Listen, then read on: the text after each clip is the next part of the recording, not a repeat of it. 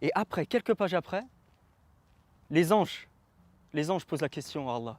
Oh Allah, vas-tu créer une créature qui va amener la corruption sur terre? Allah. Et Allah nous dit, je sais alors que vous ne savez pas. Et là, deux choses. En moi, quand j'ai lu ça, déjà, j'étais très surpris de savoir que le Coran lui-même parlait de ces questions-là. Et là, quand je pose le front à terre pour la première fois, c'est comme si tous mes soucis passaient en arrière. بالقرآن اهتديت في رحبه تحلو الحياة شوقا إلى المولى أتيت أسلمت روحي للإله قد زان لي أغلى طريق وهو الشفيع هو الرفيق يا هائما هل تستفيق وترى السعادة والنجاة قد زان لي أغلى طريق وهو الشفيع هو الرفيق يا هائما هل تستفيق وترى السعادة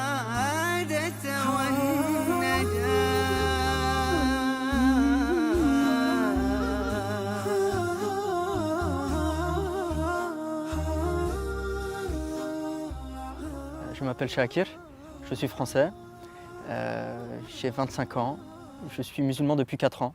Je me suis converti à l'âge de 21 ans en Égypte. J'ai fait un master en politique de la ville, en sciences politiques à Paris pendant 2 ans. Et là aujourd'hui je fais un autre master en sciences des civilisations à Istanbul. الفرنسي شاكر باحث أكاديمي كان لا يؤمن بدين. عرف أن من يواظب على الصلاة ويعمل بمقتضاها لا يصيبه القلق. أسلم منذ 4 سنوات ويواصل أبحاثه العلمية بعين جديدة. أريد أن أعرف عن شاكر قبل إسلامه. كيف كانت حياته؟ Difficile, dur. Parce qu'avant l'islam, j'avais pas de repères. Donc on est perdu. On suit ses passions et nos passions nous mènent partout. Donc on veut une chose, on arrive à la voir et on n'est pas satisfait, on en veut une autre. Donc on va à gauche, à droite, on n'en finit pas en fait. On ne sait pas ce qu'on veut, on ne sait pas où on va, on ne sait pas qui on est, pourquoi on est là. Oui, on vit une vie vraiment sans repères, donc très difficile. Intérieurement, c'est très difficile d'être stable intérieurement. كان شاكر يعاني من الفراغ الروحي في حياته كما يعاني الكثير من الجهل بالإسلام. لذلك بدأ شاكر بالبحث عما يلبي حاجته ويشبع روحه. أخي شاكر، كنت ملحداً ولا تؤمن بوجود إله لهذا الكون. متى وجدت الله عز وجل؟ Après, moi j'ai grandi dans un environnement multiculturel où il y avait notamment des musulmans à l'école, au collège, au lycée. Et j'ai notamment beaucoup fraternalisé avec des amis musulmans. Et il y a une étape entre le lycée et l'université, c'est que je suis parti au Maroc pendant 3 semaines. Un ami à moi qui était d'origine marocaine m'a invité, on est parti 3 semaines là-bas chez sa famille. Et là-bas j'ai été accueilli comme si j'étais un membre de la famille. Comme s'il me connaissait depuis 10-20 ans, alors que c'était la première fois que je l'ai rencontré. Et je pense qu'il y a eu vraiment un déclic quand je suis allé à l'université. Parce que là, j'ai quitté le cercle familial. J'étais seul, j'ai rencontré d'autres personnes. Dans le sens positif du terme, j'ai absolument pas ressenti de traumatisme d'être seul dans un dortoir à l'université, mais on rencontre d'autres gens. On se sent plus libre de lire d'autres livres, peut-être sur l'islam. Et donc c'est à ce moment-là, c'est vraiment la première année à l'université que j'ai commencé à lire sur l'islam. شاكر، كيف كنت ترى الإسلام قبل إسلامك؟ C'est difficile de m'en rappeler, c'est difficile. Comment je voyais l'islam avant ma conversion, je pense que j'avais une belle perception de l'islam. De la tolérance vis-à-vis de l'islam. Parce que je suis parti en Égypte, je m'intéressais à l'islam, donc j'avais quand même cet intérêt-là. Mais après, je pense qu'il y a beaucoup de choses que je ne comprenais pas. Beaucoup de choses que je ne comprenais pas. Ce besoin de prier 5 fois par jour, par exemple. La relation aux femmes change aussi, de manière positive. On montre plus de respect, on est plus pudique aussi. Et c'est des choses que je n'arrivais pas à comprendre avant. Mais c'est pas pour autant que j'avais une mauvaise image de l'islam en tête avant ma conversion. بعد تخرج شاكر من الجامعة دعاه صديقه إبراهيم الذي أسلم حديثاً إلى مصر حيث كان إبراهيم يدرس اللغة العربية هناك. Donc forcément, je me posais plus de questions. Ça a été vraiment aussi un déclic pour moi, sa conversion, de me dire, voilà, il a franchi le pas. Donc je me suis mis à m'intéresser d'autant plus à l'islam, encore plus qu'avant, à lire le Coran, à discuter avec lui, avec d'autres amis à côté qu'on avait rencontrés au Caire. Et donc là, petit à petit, vient cette certitude en moi. C'est-à-dire après avoir lu le Coran, après m'être posé les questions, et après avoir trouvé les réponses surtout, je me suis dit, voilà, là, j'ai envie d'avoir cette expérience de l'islam. J'ai envie de faire la prière. J'ai envie de voir ce que ça fait d'être musulman, de vivre comme un musulman, avant même de prononcer la shahada. Shakir, c'est un ami de longue date. On s'est rencontrés au début de la première année d'études, après le bac. Et en fait, c'était mon voisin, tout simplement, mon voisin de l'étage d'au-dessus. Shakir, c'est quelqu'un qui m'a beaucoup aidé, surtout après ma conversion. On s'est convertis à peu près en même temps. C'est en quelque part un compagnon de route on a appris l'islam ensemble, on a appris les bases ensemble, on a appris à bien faire la prière. في فترة بحثك عن الإسلام وفي هذه الفترة المهمة من حياتك أخي شاكر متى بدأ اطلاعك على القرآن؟ حدثني عن هذه القصة. Le Coran, je l'ai approché au dernier moment. Peut-être les derniers jours avant de faire la shahada, c'est à ce moment-là que j'ai approché le Coran, subhanallah. Parce qu'avant, j'avais lu différents livres autour de l'islam, introductifs à l'islam, mais pas le Coran directement. Et parce que mon ami s'était converti à l'islam, il y avait un Coran sur la table, à l'appartement, donc en français et en arabe. Donc j'ai commencé à le prendre et à le lire. Première page, Fatiha. Deuxième page, Baqarah, qui commence. Allah, dans les premiers versets de Surat al-Baqarah, il nous dit, faites la prière et après la zakat. Et je pose la question à mon ami, je dis, pourquoi? La première, c'est si Allah a tout, si Allah a besoin de rien, il est suffisant lui-même, pourquoi il nous demande de faire la salah avant de faire la zakat? Pourquoi il nous demande de prier, de le prier, de nous abandonner à lui, avant de donner de l'argent aux pauvres, avant de donner aux pauvres? Il me dit, quand tu es dans un avion, l'avion commence à se cracher, il y a un accident. Tu dois prendre le masque à oxygène. Est-ce que tu le donnes à ton enfant ou à toi avant? Tu le donnes à toi, tu respires, tu respires, et après tu donnes l'oxygène à ton enfant. D'abord, sois bien intérieurement. Ressource-toi. Sois capable de donner aux pauvres avant de donner aux pauvres. كم هو جميل ذلك المعنى الذي طرحه شاكر. فعلا نحن بحاجة إلى الصلاة، نحن بحاجة إلى الإيمان، نحن بحاجة إلى قوة الله سبحانه وتعالى كي نستطيع أن نعبد الله سبحانه وتعالى في الأرض. Donc avant, ça m'a vraiment confirmé ce sentiment que j'avais de faire ma conversion à l'islam. Et après, ça augmente. Plus la foi augmente, plus l'amour pour le Coran augmente. Et malgré le fait qu'on ne comprenne pas l'arabe, ça apaise. Si on le récite sans comprendre, ça apaise. c'est un des miracles du Coran. بأول مرة وقعت عليه عيوني تاليا أحسست فيه كأن سطوره فجر وعطر وقد ضم الحياة بدفتيه. استمرت التساؤلات عند شاكر وهو يقرأ القرآن، فكان يقول: لماذا خلق الله سبحانه وتعالى الإنسان والإنسان هو الذي يفسد في الأرض؟ الإنسان هو سبب الحروب والمشاكل. فكانت الإجابة من الله سبحانه وتعالى. Et après, quelques pages après, les anges posent la question à Allah. Oh Allah, vas-tu créer une créature qui va amener la corruption sur terre? Allah. Et Allah nous dit, je sais alors que vous ne savez pas. Et là, deux choses. En moi, quand j'ai lu ça, déjà j'étais très surpris de savoir que le Coran lui-même parlait de ces questions-là.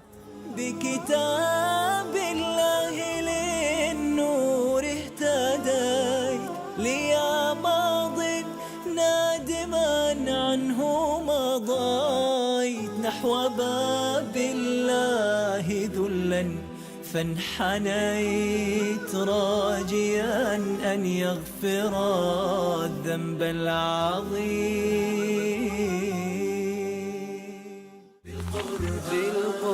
بالقرآن برحبه تحلو الحياة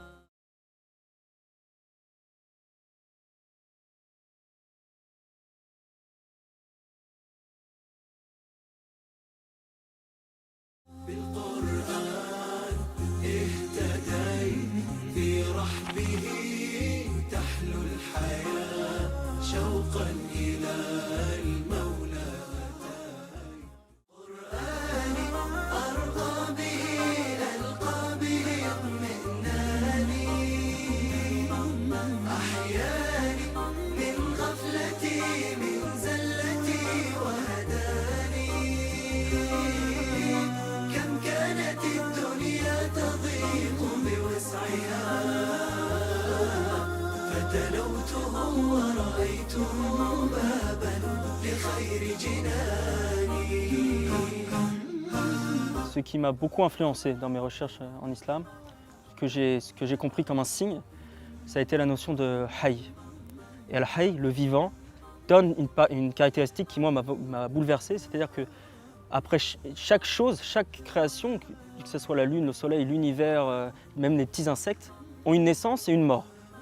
Mais pour qu'il y ait une naissance et une mort, il faut bien qu'il y ait un flux, un vivant, quelque chose qui lui donne la vie. Il faut bien un point de départ, ou même quelque chose de continu. Donc, on voit la création tous les jours. Il y a une création tous les jours, en permanence. Allah crée en permanence. Et le fait de découvrir, dans mes recherches de l'islam, découvrir qu'il y avait cette notion en islam, ça a été un signe pour moi. واقتربت لحظة الشهادة فكل الأسئلة التي برأس شاكر وجد إجابتها في القرآن ولكنه كان متخوف من تبعات هذا القرار وفي يوم من الأيام اتخذ قرارا غريبا. Je me suis donné une journée. Je me rappelle, c'était un vendredi, subhanallah, Jumu'ah. Je me suis dit, pendant cette journée, je coupe tout. J'arrête mes discussions, mes recherches avec l'islam, etc. J'essaie de penser à l'inverse, de me convaincre qu'il ne faut pas que je me convertisse à l'islam. Et j'ai passé une journée abominable. J'ai passé une journée terrible. Vraiment pas bien. Je suis retombé dans mes doutes précédents que j'avais depuis longtemps avant ma venue en Égypte. Et pour moi, ça a été un autre signe.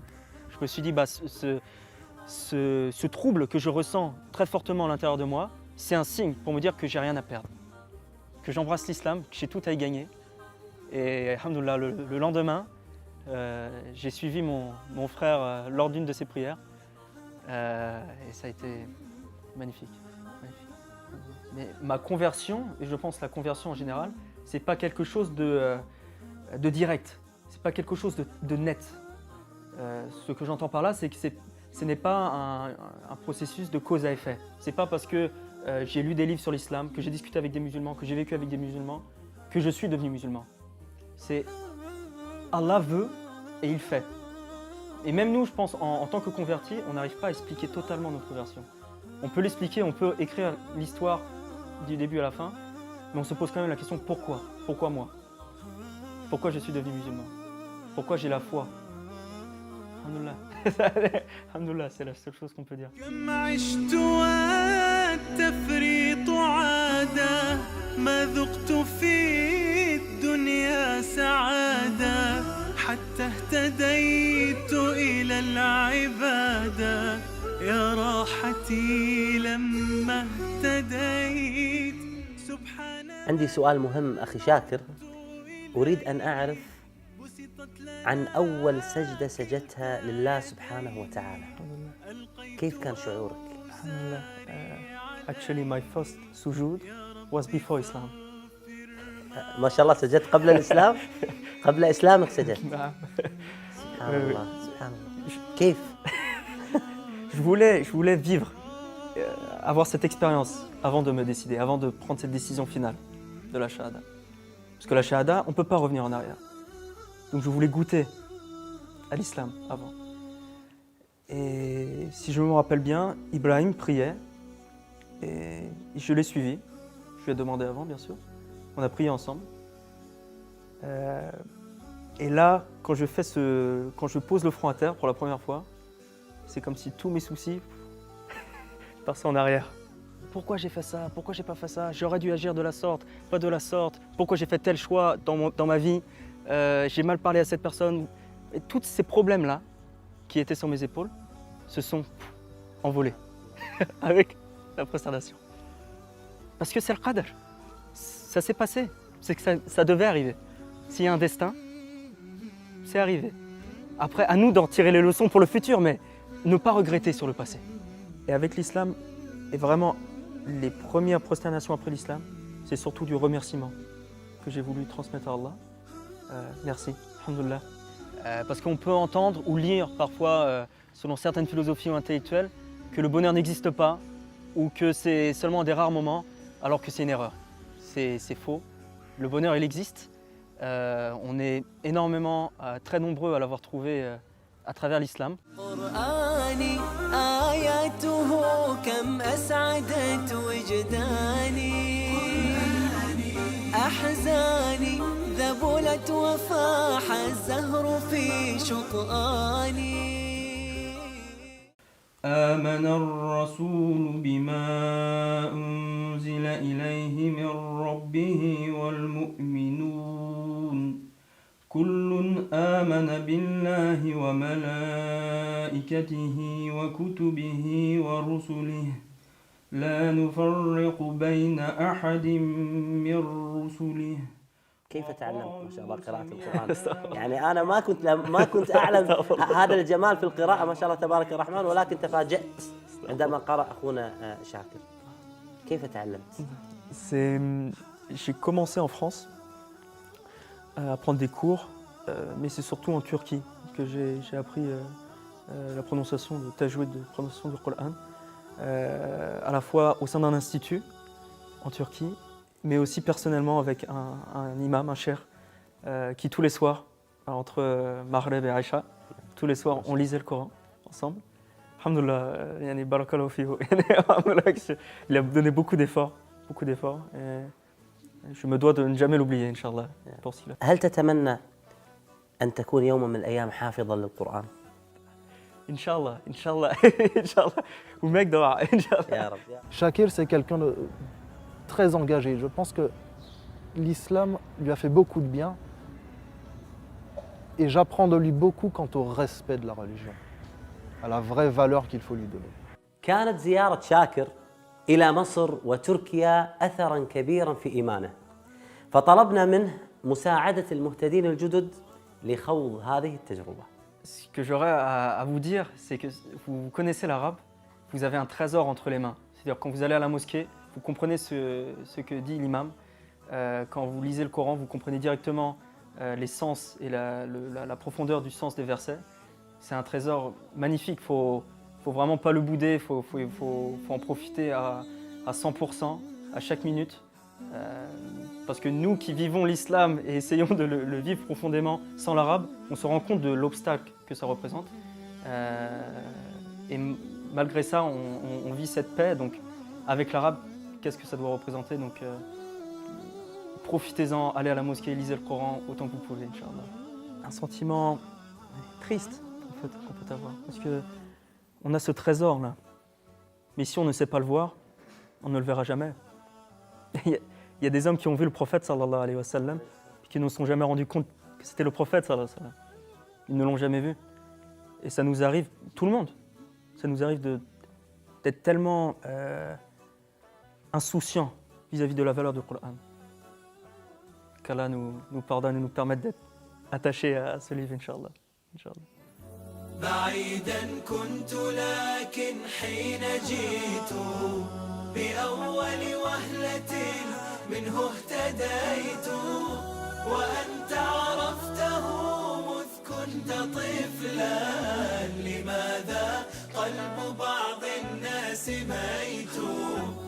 لماذا قلب بعض الناس ميت؟ عتابي أمة القرآن حب بكم فالهجر للقرآن ذنب سيشكون الرسول غدا أنرضى غدا ماذا نقول وما نجيب عتابي أمة القرآن حب بكم فالهجر للقرآن ذنب سيشكون الرسول غدا أنرضى غدا ماذا نقول وما